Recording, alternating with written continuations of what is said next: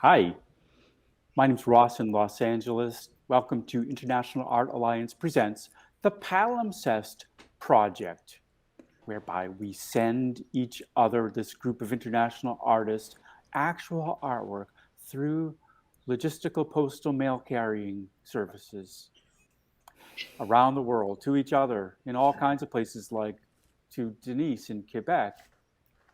Hi. And Hi. to Stephanie in Toronto. Hi. To Laura in Vancouver. Hi. I And to Rose in British Columbia. Hi. And to Cheryl in Australia, who can't be with us today because she's on some kind of journey. So, and Mhm. like I said, I'm Ross in Los Angeles, and we've been talking about artistic voice, how our voices come out of ourselves to be true, to be authentic, to tell the world something that's genuine, that has value to us in the making, and therefore value in the viewing, well, we could put in boxes. That's like a whole lot of life to be able to put into a box, right? And Rose, you and I were discussing earlier how that occurred for you, getting put into a box. I know you're an accomplished photographer, and I think maybe you did. You say you studied that? That was your primary focus earlier in your career, and now look at you doing all kinds of stuff. You can't put you in a box. You're a human being with a giant array of values and concerns. Yeah. Yeah. I like to think that I'm a little bit more multidimensional than that, but I think everybody is. And the more we talk about it, the more it occurs to me that, I mean, each artist that we are so well known and that we think of as being the master in this whatever field of visual arts, for example, or even music, really it's not true. We're all multidimensional. I mean, Johnny Depp, we know him as an actor, but he thinks of himself as a musician, Mm-hmm. right? Like there's these just these overlaps. Like Eartha Kitt was the most accomplished dancer, but most people Right. know her as a singer. The singer. Yeah. So for me personally, I discovered the drawing slash painting and photography at the same time as a child. They, for me, have always kind of gone hand in hand in a sense. Even the early exposure to Scientific American and National Geographic when I was a child, and the amazing photos that were showcased in those publications at the time were very influential in what my interests even today are in terms of natural science and biology and chemistry and just having a fascination with the natural world, right? So it seems kind of natural when you think about it that I would pick up the camera to document and explore the world around me just as much as I was picking up my pencil Mm-hmm. from an early age. And I've told this story before, but it's I actually just recently found one of the photos of when I stole the camera, the family camera, and just walked around the neighborhood taking pictures of the fall colors in Quebec where I grew up because they were just so it's like I Mm-hmm. just was like my heart was singing. I can still remember I was just like I had no way of expressing at that time in my life how impactful these fall colors were to me, like they would just kind of, I don't know, even break a sadness or, uplift a sad heart or whatever the hell it was as a child. I was just sort of, wow, orange, yellow, purple. The trees are doing their thing. And I just felt compelled, even though I knew I would get in trouble, to steal the family camera and go and waste the film on just taking terrible pictures. Film Oh was well. not cheap back then. Film was No. expensive. Yeah, Development it was was. expensive. Yeah, it was the Yeah, realm of mom and dad. yeah. So I broke that barrier early just because I felt so compelled to document the world around me. I mean, this is one of my photos on a shirt that I had put on there Beautiful. of That's a exciting. of a very meaningful experience in the hummingbird sanctuary where I had a spiritual experience. Mm, So just like Denise, these photos to me are very meaningful. They hold more than just memory. They hold kind of like a little encapsulation of experience, mm, and that little moment of immersion between me and the bird, right? Mm. So it has been really challenging over the years because I did study photography quite early. In high school, we had a darkroom and we had a photography instructor who was a photographer. So he taught us professional approaches. And right out of high school, I became a darkroom technician and photography studio manager and photography assistant. We even used to shoot like the Prime Minister of Canada and stuff. It was like, and then I would go and develop and print and play in the dark room, and took great pride in being able to print, let's say, 30 copies of the same headshot of CEO, and I would dodge and burn exactly the same in all 30 Wow. prints Wow. because I would take out people's wrinkles. I was so good at making people look younger. And those were the days before Photoshop, This was original right? Photoshop with actual light Yeah. and dodging and burning and stuff. So Yeah.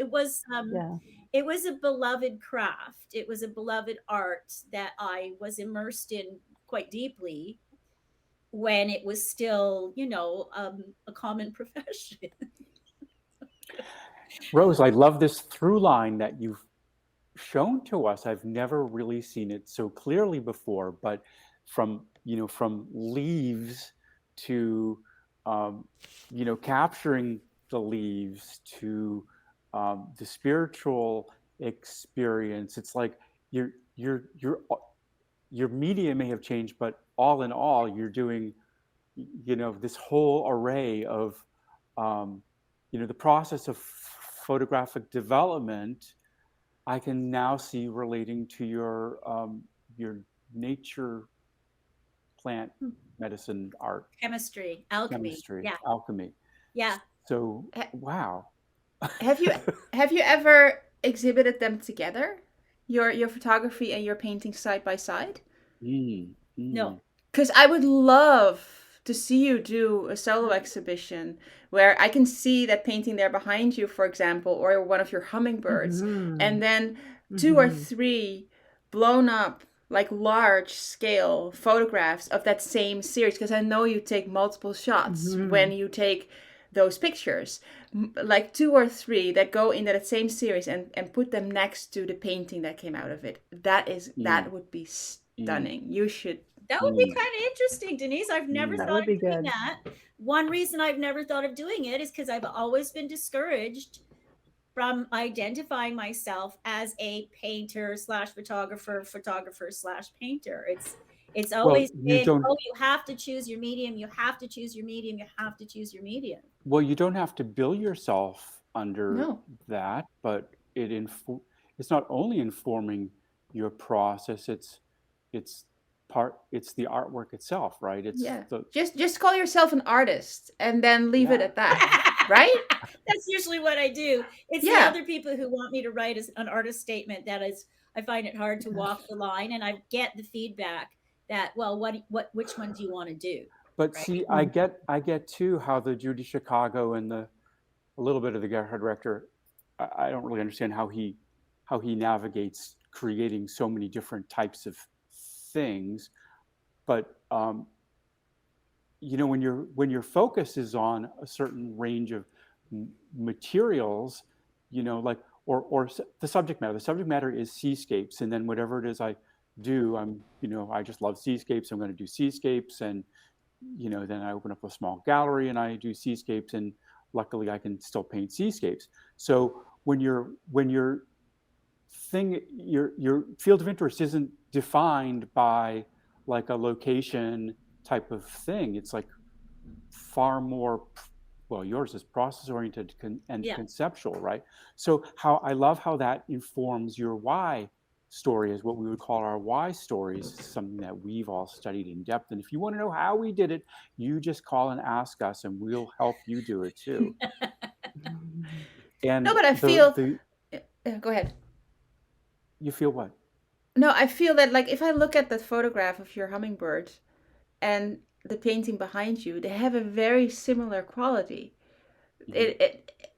There is something there that sort of echoes between the two, and I Well, think that it is has the not. artist's voice. Yeah, But exactly. it's hard to identify that as the artist and be able to say in my artist statement, well, in my paintings and photos, I do this, and this is why. Well, Because I then, mean, but then don't narrow it down. Just say in my art, I do this and that. Because if yeah, that's the part that you're struggling with, then just get rid of that fucking shit. Just it's your art. Period. Like, who cares, I'd love to help you right? rewrite whatever the stuff is Yeah. you. I'm going to take you up on that because at this point in my career, I really am finding that the two different sort of approaches are combining so much so that I've bought some cyanotype paper and I'm going to be creating some leaf prints on cyanotype paper. Wow.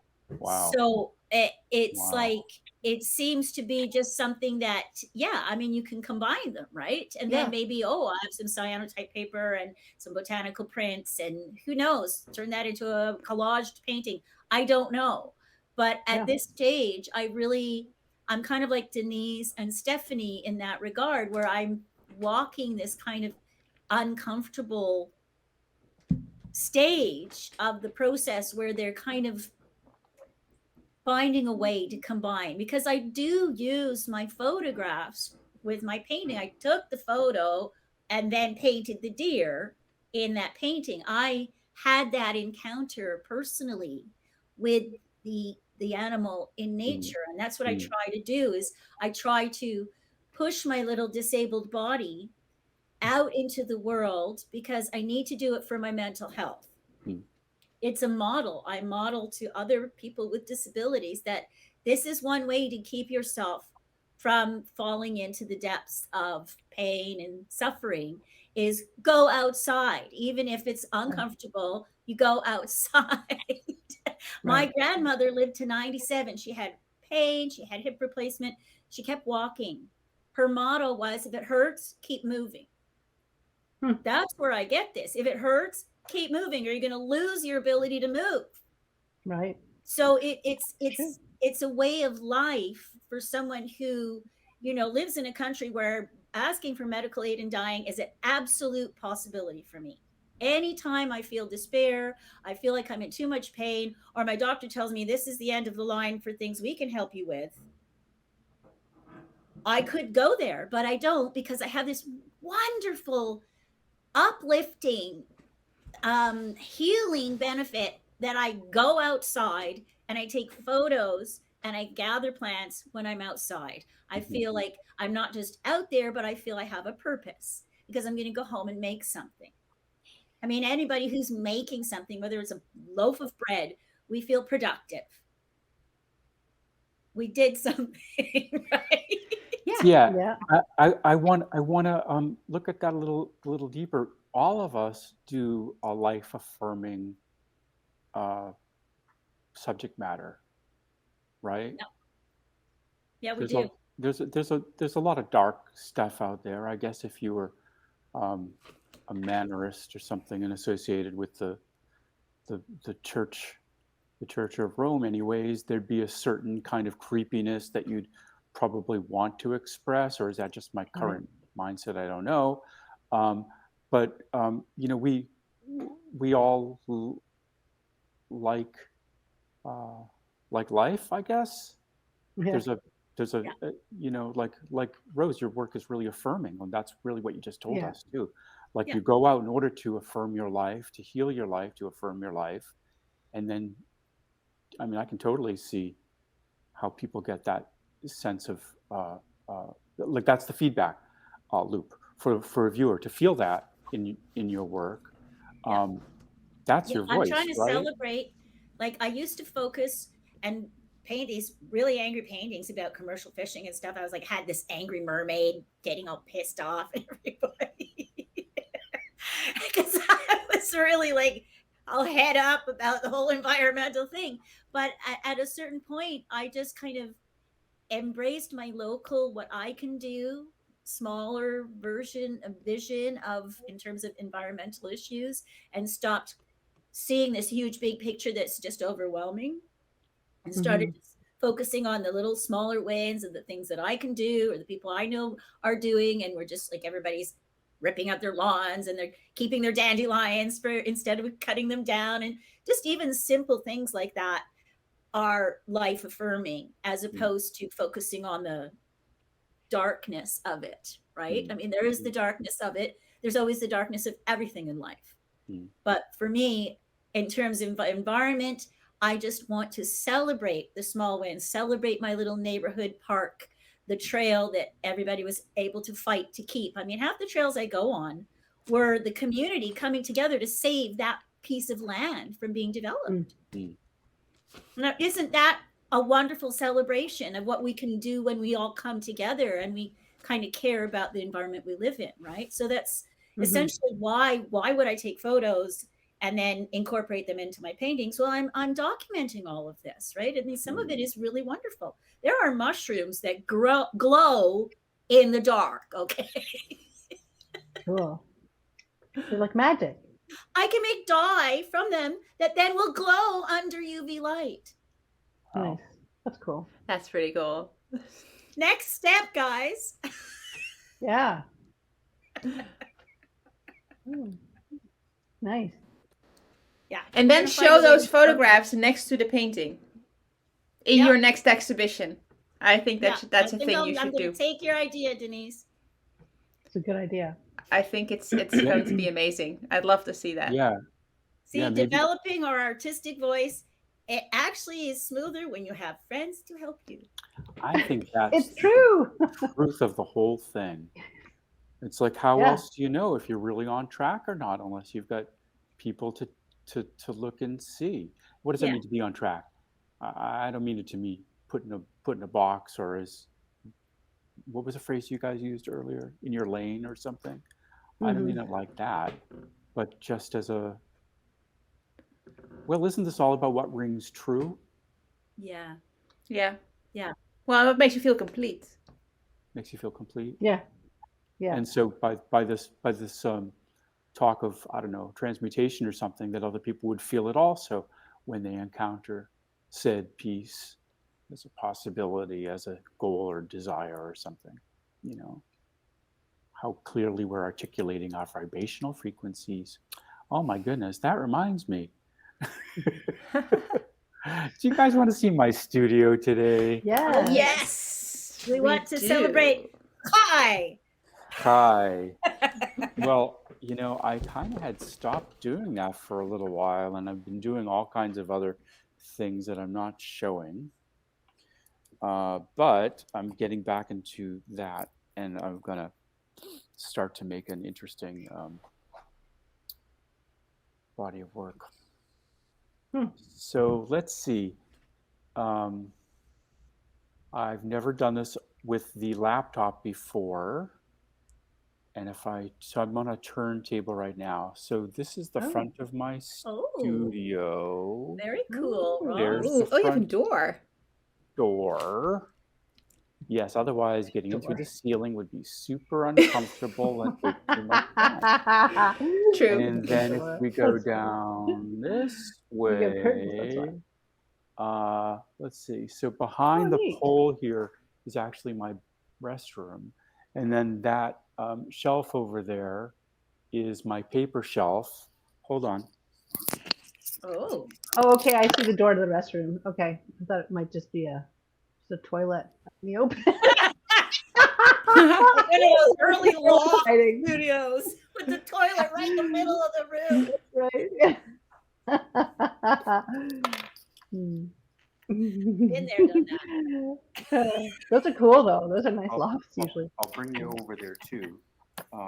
Just betrayed how old I am. What did you guys say? Well, I missed all that. What was the cool combo I missed? Stephanie was thought saying that that your I- toilet was behind that curtain. Oh, No, the pillar. You said my bathroom is right behind this pillar here, and I couldn't see the door, so I'm like, is it just a toilet behind the pillar? Here's my Oh. bathroom. It's awesome. Lovely. Here's, There's We a push believe cart in you there, now. or a dolly. here's my Yeah. bathroom. Giant. Here's a poster I designed. That's not it. Oh yeah, neat. Here's a poster I designed, part of that in art school. That's a poster from Ukraine. That's cool. That's From my Ukraine. tools and stuff. That's Mhm. Okay. So I also facilitate a workshop of a process art workshop, which all you guys, I'd love to have us get together and do something. So much fun. We should one time. And this is the wall that I use for process painting. Everyone gets set up. The light in here is just terrible like this with these hot spots. It makes it like you can't even, hold on, don't close your eyes. Here's that There we better, go. right? Yeah. And evens out the light a little Wow, bit. that's a lot of. Cool. Look at those A lot of paintings. square They're footage, huh? Yeah, it's it's pretty huge. darn big, I'm Ross. starting to set this thing up, whoops, for something over here. We just had a family get together to go through, I don't know how many crates, 8, 9 crates of stuff and separate stuff out, and we put the 2 tables together. It was very cool. And then, let's see, this is the process painting table setup. Whoops, I don't know. Nice. And then Mm-hmm. I have like this thing I'm working on, easel that I've been ignoring.